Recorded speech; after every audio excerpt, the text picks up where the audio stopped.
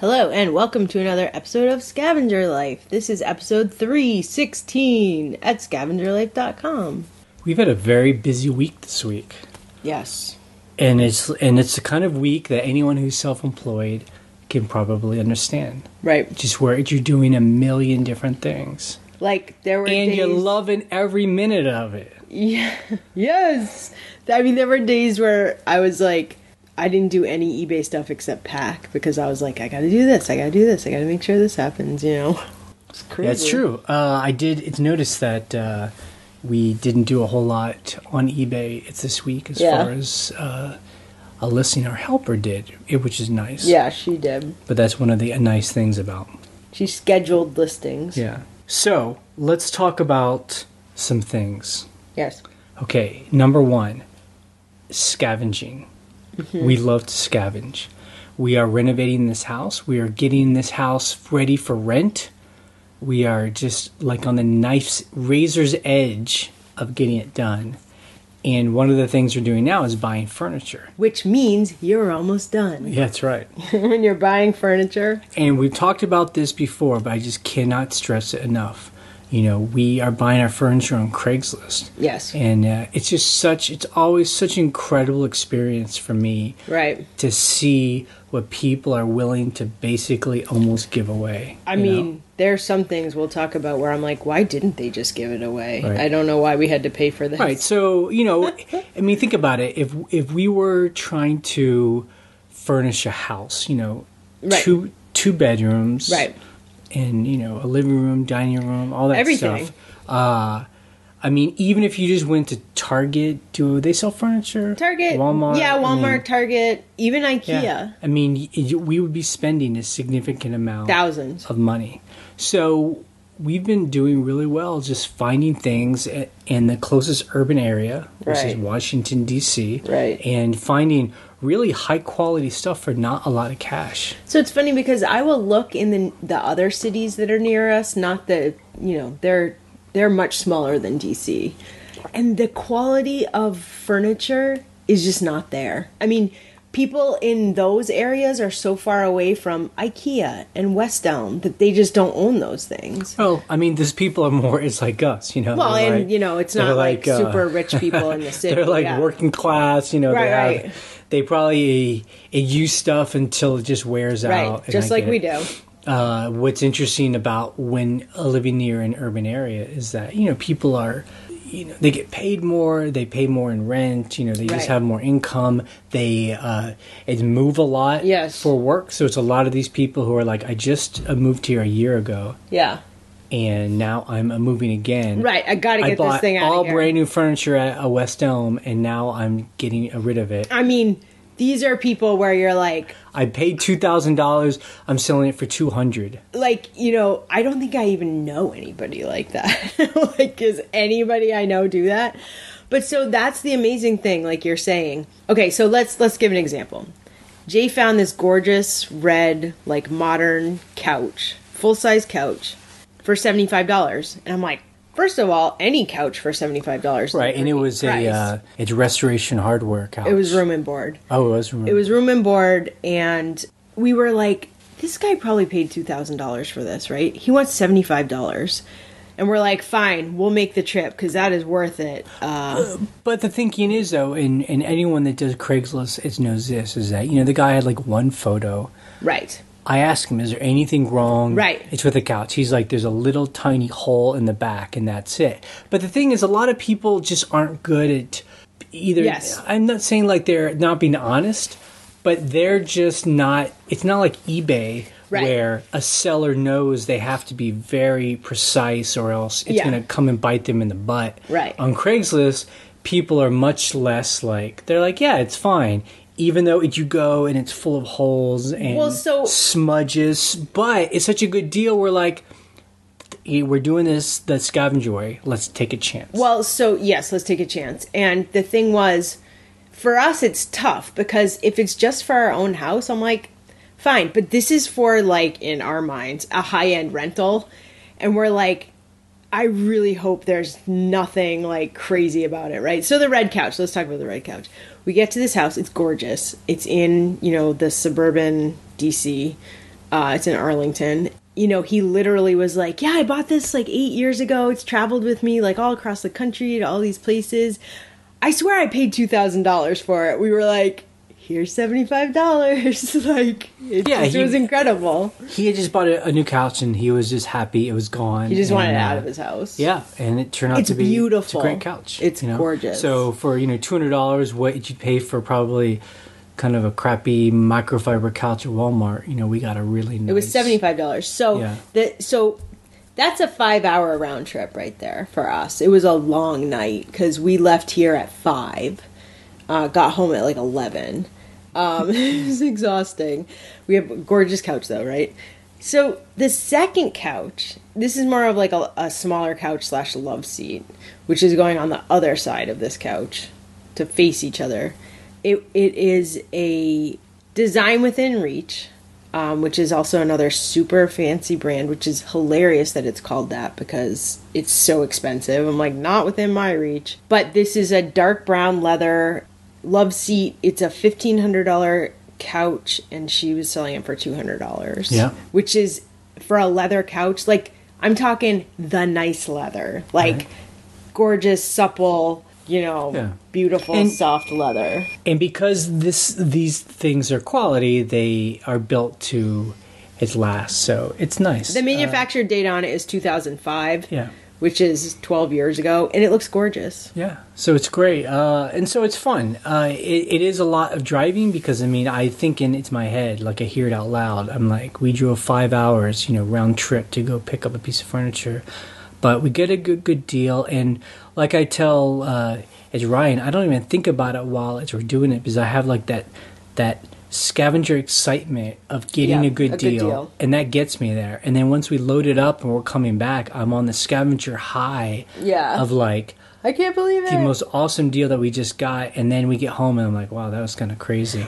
Almost we got to get a couple beds now, and we'll do good on those too. Yeah, but this house is going to be high quality stuff and really just with a small amount of investment, and so it's great. And so my thing about driving into the city to buy a couch and coming back is, if we wanted a West Elm couch or a room and board couch at those places, we'd have to go there anyway. Even IKEA, we have to drive to the city anyway. So look, real rich people.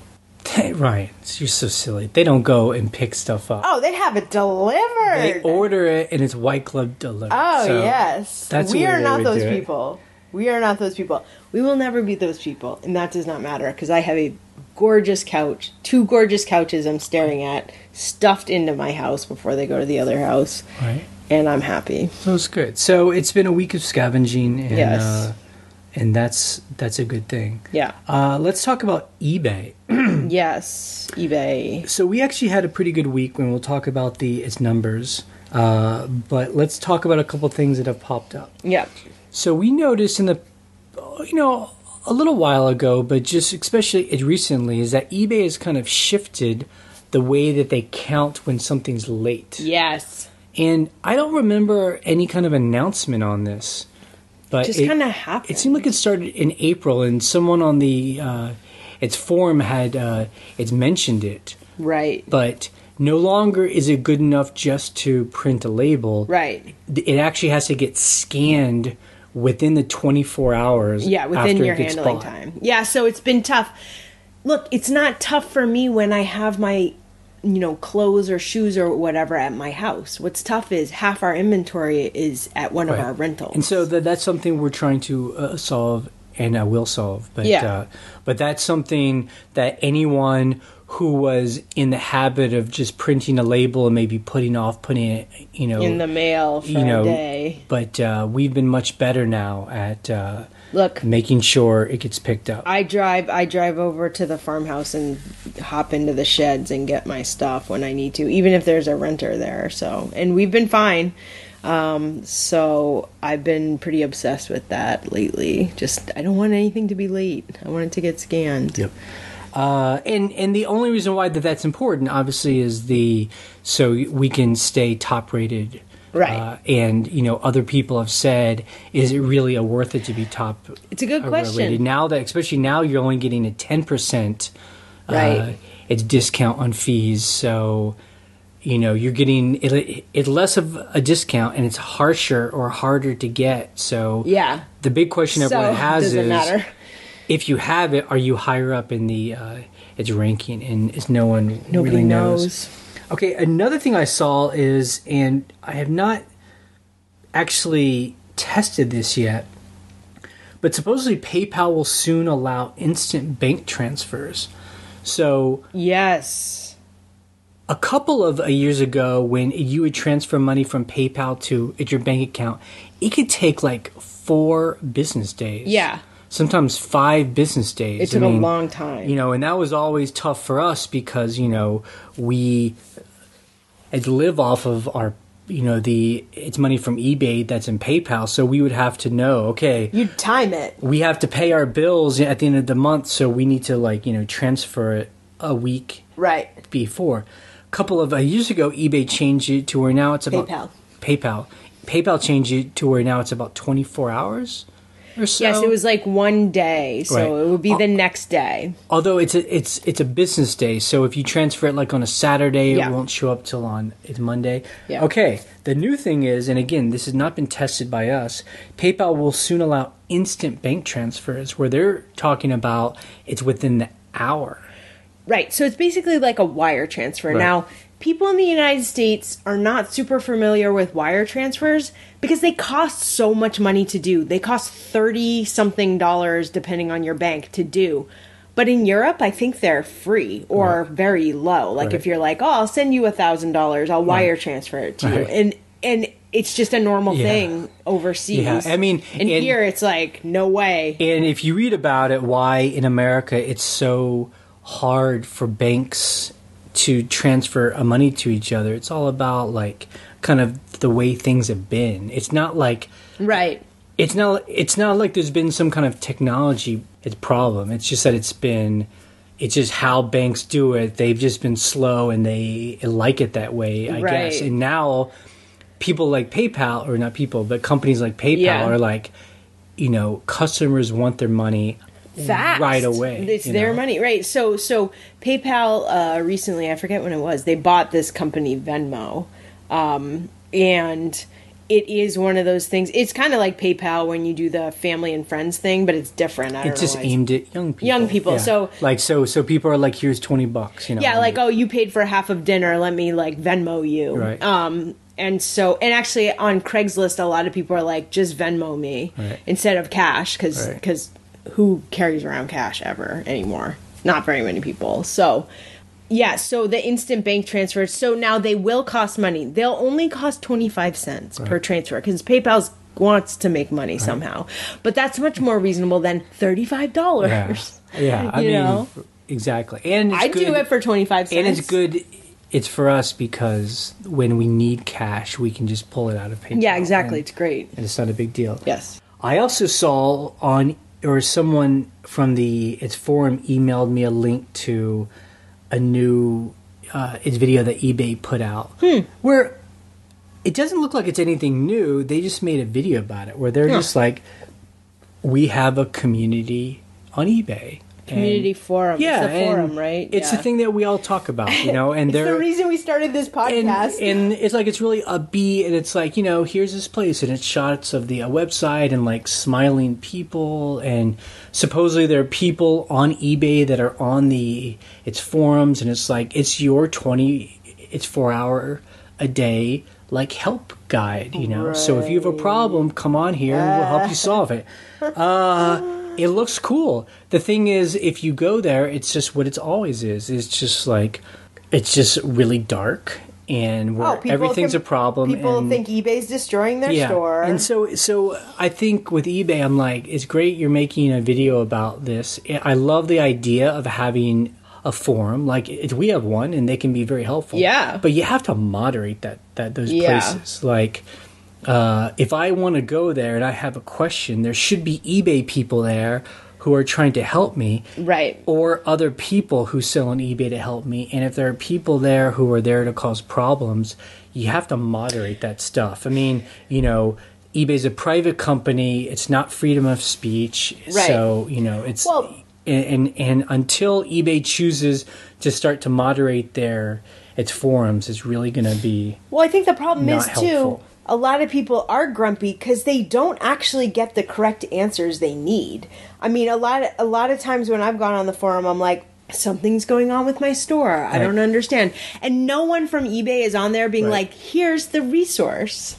Here's the deal. And you know, we always hope in moments it's like this that someone from eBay actually hears this and might care what we say. And that is, I know it's not easy and it's a lot of work at first, but if you put resources into educating the people who sell on eBay, then over time it's going to become a lot easier. You know, when I go on those places where people are talking, there's so much misinformation. Right. People, you know, a seller can come on and make up something completely false. That is not true. You know, like, you're not allowed to sell, you know, a certain kind of tire.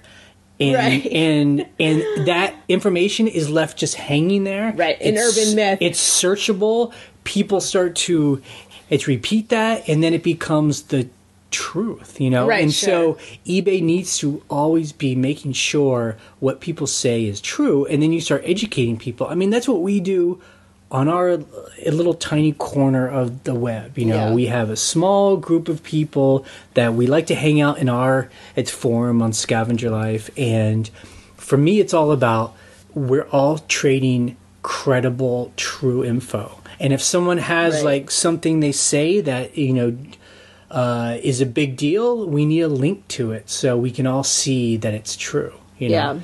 And that's why I feel like when people come to its forum, people are actually getting real, true, good information. Right. You know? And it's a lot of times it's based on experience. Right. You know, people's experiences. So that's hopeful. Okay. Something else on eBay. So we have a helper. Yes. We have learned, and it's not a surprise, that she may actually take a full-time job. Which we kind of expected. Yeah. You know, she's 28. She's educated. She's super smart. You know, like, we didn't expect her to, you know, to want to sell on eBay for the rest of her life. Right, sure. Is with us. Although we kind of hope she might want to. But well, you know, we're going to see what the future holds. I mean, we'll talk about I mean, it. you know, the question is she someone like us? Right. Or some other people on this podcast here who, you know, we had full-time jobs and realized that was not the life for us? Or is she like the people that, you know, need security, you know, and she's talked about that. Like, I'd love to have a job where I had, like, health insurance and so. Right, but I will preface it by saying she did say she's not looking forward to working in an office for 40 hours a week. She's like, I don't want to do that, but I need health insurance and I want steady pay. Totally. And so we said, we totally support you. Yeah.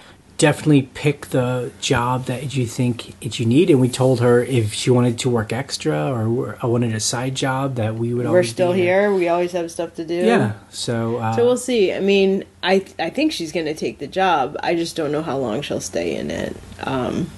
That's my hope. So we need to decide whether we hire someone again, if she can still give us hours every week. Or, right. You know, it's been nice not having to take pictures of stuff. So, or we just go back to, you know. I mean, we did it forever, so it's nice to have a helper. But, I mean, the only one good thing I can think about it is it's less pay out the door. You know, that's the only thing that's good for me. But also, it's a lot less work that's getting done. You know, the work is slower.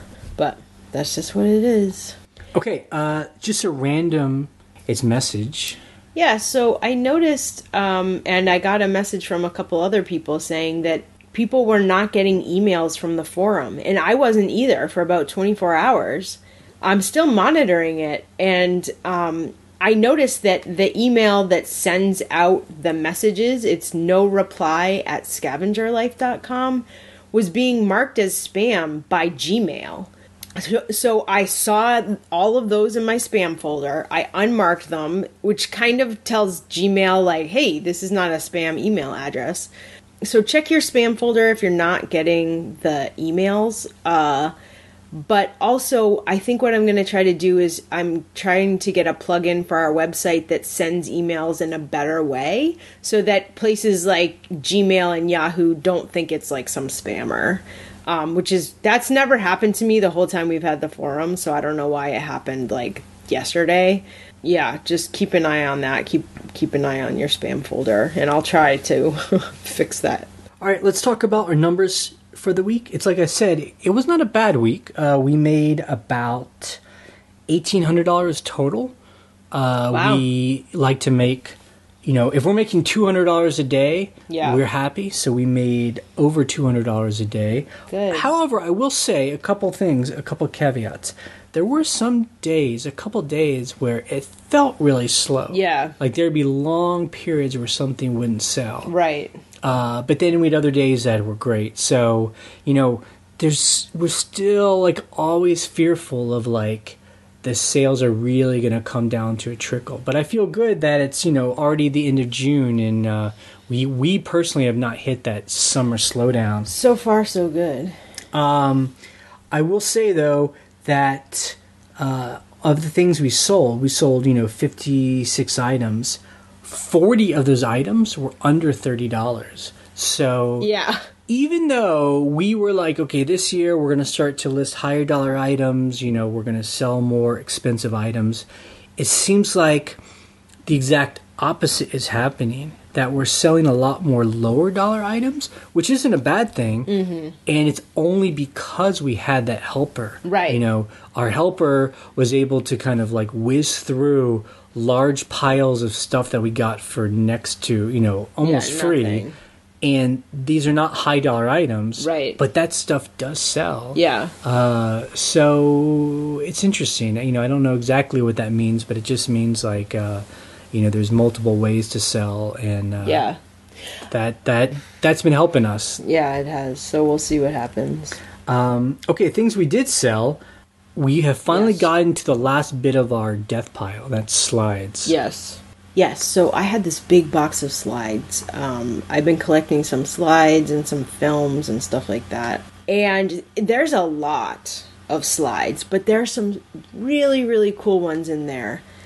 The reason I was putting it off was I literally, if I want to have some slides sell individually, I have to look at every single slide. Because I have to see which ones are cool to sell by themselves, right?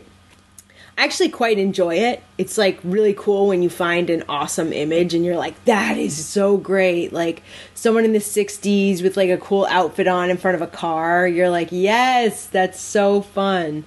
So I found a lot of those. And the first night I listed the first batch that she took photographs of, I sold 2 slides. And it was for $60 each. So it was $120 for 2 slides. So I paid for everything I bought just on 2 slides, which is definitely the point. It was 2 really great images. And it was actually exciting that those sold. I'm like, yes, my experiment is working. And I will say that that is different than the way we have sold slides in the past, where we would sell like 300 slides. Yes. And we make a couple $100, right? And it was great. This is the first time, and again, I think it is because we have a helper and we're willing to take our time of pulling individual slides out. Yeah. Now, why do you think people buy individual slides? This is my theory. I mean, $60. Because this is why I would buy a slide. $60 for a slide. This is why I am actually now looking on eBay to buy some slides for myself. I think that what people do is, especially with Kodachrome, because Kodachrome, the color is beautiful. It looks like it was taken yesterday. They get them scanned with a high resolution scanner. There's services that do it. And then they get a print made and they hang it up as art. And I'm actually looking on eBay for some slides to do that because it's really unique art. Now, do they do it and sell it, or they? I don't think they sell it. I think they're just like putting it in their house. But also, I've seen artists use slides for slideshows for like installations or different things like that. That's what I would do with a slide. Be careful. I got to be careful about how I say this. One complaint I have. Yes, I do. I understand this complaint. So, we've now taken advice from people on its forum. We now take pictures of items with our phone through the eBay app, so it just automatically uploads to the eBay app, and it really has cut out a couple steps and makes it listing faster and easier. However, I find with the slides, our helper can't really take good close-ups of the slides, so that first image we have of the slide, the picture is kind of small. Yeah. And then you try and make it better by cropping it, but then by cropping the photo, you can't zoom. eBay takes away that ability where you can zoom in on it. So my concern is that these images do look cool. Right. However, they're kind of thumbnails, and I really feel that takes away from the potential of people to see it. What people do who sell slides and also sell postcards, they have scanners. So you can buy... I have a slide scanner. It's super low resolution. It looks horrible. I need to sell it and get rid of it. You would get a high quality slide scanner that can do a high resolution scan. If I ever decided like I'm gonna buy lots of slides and do individual slides, which I kind of thought about, was like, some of these images are great.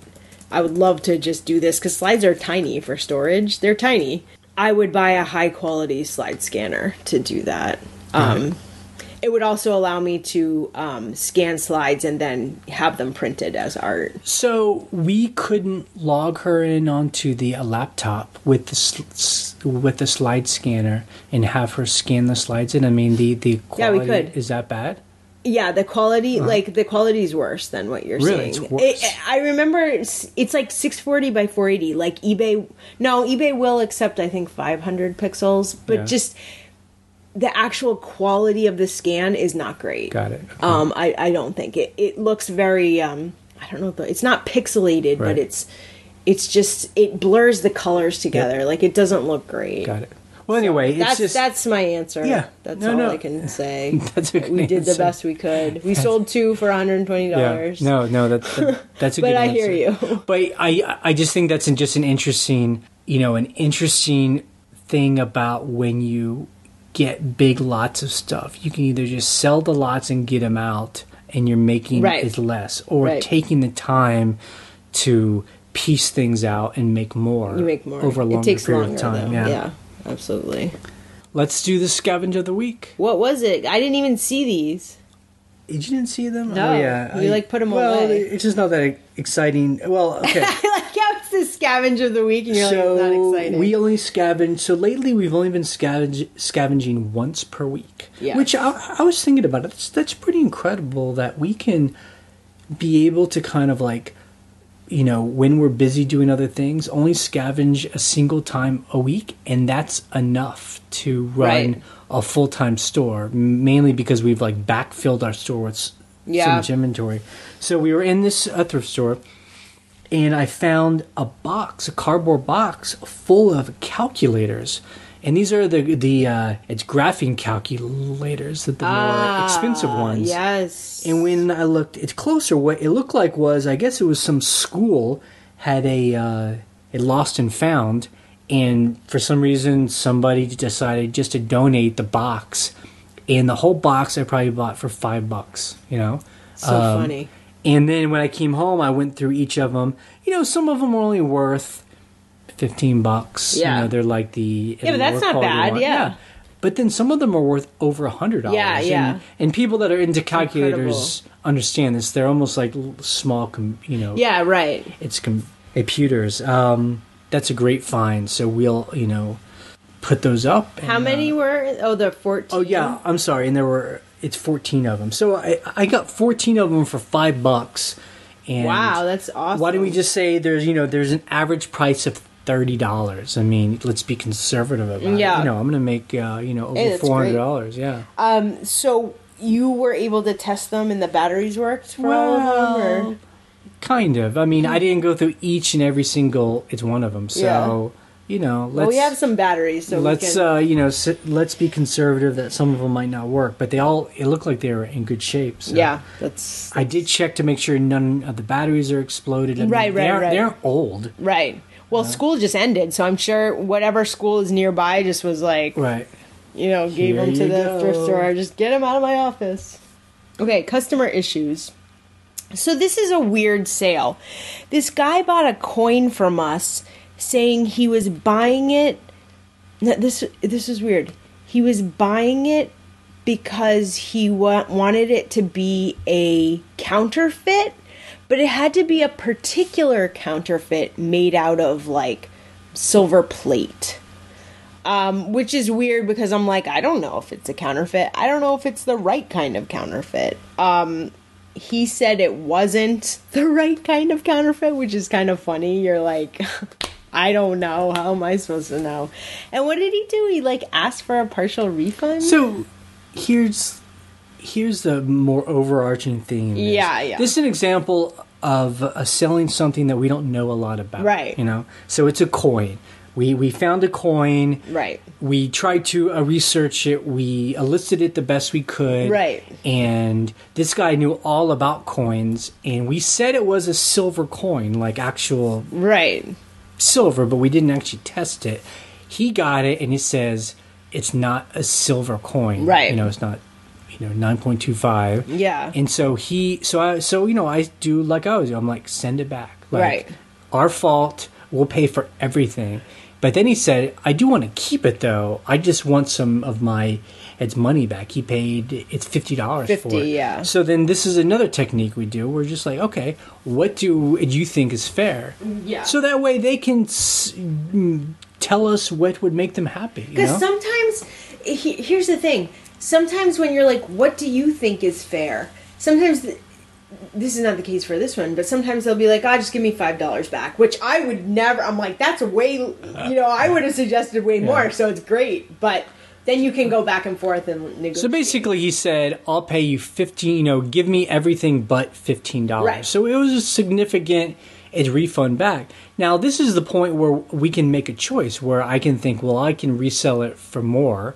So I can still say, just send it back because I don't want to give you that much his money back. But in this case, I was like, okay, if it's not real silver, just keep it. And so we gave him his money back, and he was happy. So that's, but it's like we said, it's one of those things where it's outside of our knowledge base, so you're just kind of like, right. I don't want it back. And so, people are like, is maybe he scammed you? Is maybe it is a silver coin and he's just fooling you? And I'm like, well, you know what? It's ultimately my fault because I'm not putting the time in to test it. To become a Mexican coin expert. So if he fooled me, it's my own fault. Yeah. I'm just happy it's gone. He's happy. Right. It is what it is. Yeah. What I'm not going to do is go to war with somebody because I'm ignorant about a topic. Exactly. Let's answer questions that people sent in today, or it's this past week. Hey, folks, I have a question. This is Joe. I'm calling from central rural Missouri. And, look, I'm just starting out my eBay business. I've been trading on eBay on one of my accounts for about 15 years. Purchases, that's it. And, I've started a second store, that we're going to be selling, pre-owned clothing in, and I'm not, the question I have about that is, so I'm looking at, vacation mode. So I'm assuming that's what you're doing when you guys take off to the coast and, for 2-3 weeks at a time, you're doing that, or do you have somebody that fills in for you and handles that? That seems like a lot of lost income if you're doing that. The other thing is, so I don't want to be a cheapskate, but I'm going, I'm sourcing a lot at yard sales and stuff. So typically I'm not going to be getting receipts. How do you account for that so far as taxes are concerned with getting write-off, for the IRS, or you don't even bother because the amount's so low? And the third is, so on our second account, I'm having a hard time getting some of the people, the sellers, to leave feedback for us. I think it's ridiculous. I paid them immediately after making the purchase, and, they don't seem to be in any big hurry to, put anything down there. I mean, anything would be great. Hey, love you guys, great eBay or whatever, Fast Payer or whatever, but they don't put anything. So, and I have left some notes for them, but still no response. So anyway, well, thanks again for all the great information. You guys are wonderful. Talk to you later. Bye. Okay, so number one, we don't do vacation mode. Right, we absolutely don't do it's what you said we do. What we do is we just change the handling time. Right. So instead of saying we're going to ship within 1 day, we're going to ship it within 3 weeks, Because the thing about vacation mode is vacation mode just puts a little note on your store, but it doesn't change your handling time. Right. It just says this seller's away till June such and such. So then your handling time stays the same, it's 4 hours, 3 days. Yeah. And then all of your packages are late, and then eBay punishes you for that. It's crazy. So we learned our lesson on that. So handling time. We don't have someone ship for us at the moment. Number two, you said yard sales and receipts. Yeah, I mean, if we're buying stuff for 50 cents, I don't write that off. We don't write it Yeah, off. I mean, it's so little. The great thing is we shop at thrift stores, we shop at auctions and estate sales, and you can get receipts there. Right. So those do get written off. But when we just stop on the side of the road and so spend cheap. $4, Yeah. I don't worry about it. It's nothing. So, and the third thing is that you asked about, how do you get feedback from other people? I mean, that's the great question. You can't force anyone to give you feedback. I think we have 8,600 feedback, and I swear we've sold 20,000 items. Right. Some people just never leave feedback. Even if you're buying something from somebody, I mean... Right, seller or buyer. I mean, I guess you can keep bugging them, but I don't know. It'll add up. You'll get feedback. Don't be so grumpy. It'll be okay. Hey guys. First I want to say that obviously you have an awesome podcast, but the funny thing is my boyfriend always hears me listening to it, and he says, "Who are you listening to? Because they have awesome voices for a podcast." So I wanted to tell you that. But I have a question because I sold a little bit last year, and I think just the things that I had listed were popular at the time, because I had a decent time selling, but for the past week I've been relisting things, and I have another job, so it takes me some time. So right now I think I only have 43 items, but I've noticed that on several of the items I have 1 million watchers, not 1 million, but 6 watchers or so, which is not that crazy. But so my question to you, and I think you've mentioned it in another podcast, is as those watchers keep showing up, do you ever, I'm sure you guys don't pay attention to that anymore, but is there ever a point in which I should drop my price because of the watchers, or should I just not pay attention to them? Because I've noticed that, with these 43 listings, I have only sold one thing in the past couple of days. So I'm kind of wondering what I should do. Maybe I have my prices listed too high, but I have been looking at sold listings, seeing what other people have sold it at, and sometimes I fall a little bit under what they've even sold. So that is my question for you. I hope you guys have a great week, and I'm looking forward to hearing from you. Thanks. 43 listings? That's not very many. Yeah, but she says that she just has this part-time store. So the answer is this. Right. It really all depends. We talk about this as many times. If you're selling something that's just kind of weird, funky, rare item that doesn't have a lot of people who are interested in it, it doesn't matter what price you put it at. You have to wait for the right person. Right. However, if you're selling something that's, super popular, then it could be price. Putting a lower price could Right, help, that's true. If it's a commodity item. So it's like I always say, if you're selling iPhone cases, it's all about competition. Yeah. So it's all about fighting on the price.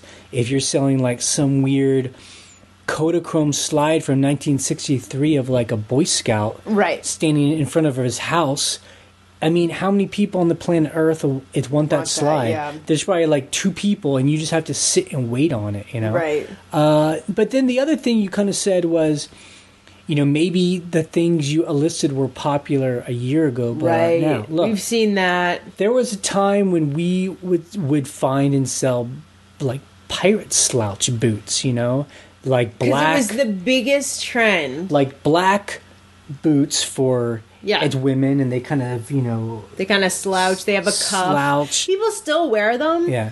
But I mean, we could buy those, and they'd be like basic editions, but they'd be the cheapest like Walmart brand, and people would pay like $40 for them, and they'd sell fast. That was 4 years ago, I think. Now we don't even look twice at them because we can put those up, and nobody cares. Like no one wants. I just think the market got flooded, right? So that's like time. a trend thing. Yeah. So I mean, welcome to the world of eBay. You have to kind of judge at what you think is valuable. That's also why we're just all about big inventories, because we just don't know what people are going to want when. Right. So we just be like, let's just put everything up we can and let people pick. Yep. Okay. So the person who we just answered, they called back a couple days later, but you got cut off after like 7 seconds. So person that we just answered, you should call back this week. Okay, that's it for the podcast this week. You can check out our blog at scavengerlife.com for the links we discuss and should join the conversation on the forum.